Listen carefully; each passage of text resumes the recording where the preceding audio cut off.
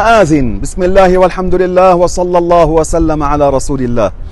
المآذن من شعائر الإسلام ونحن نعظمها، حتى إذا جاء شخص من بعيد يعرف أن هنا مكان للصلاة للمسلمين يقيمون فيه الصلوات الخمس ويرفع عليها كان الأذان. ما كان هناك في الماضي مكبرات صوتية، هذه الآلات الحديثة، فكان يرفع الأذان من على هذه المنائر، هذه المآذن. سبحان الله، هذه المآذن بدعة حسنة، ما كانت أيام النبي عليه الصلاة والسلام.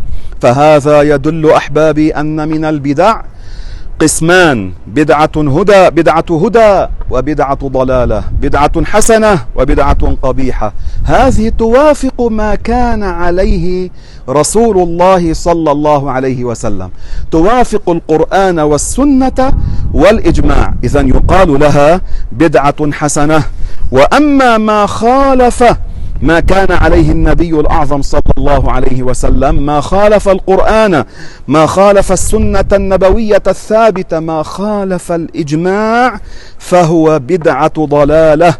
أما هؤلاء الذين يحرمون علينا ما كان موافقا للدين فيقولون بدعة شرك، هؤلاء لا يلتفت إليهم، كلامهم هو البدعة المنبوذة المرفوضة. الله تعالى يفتح علينا فتوح العارفين، والسلام عليكم.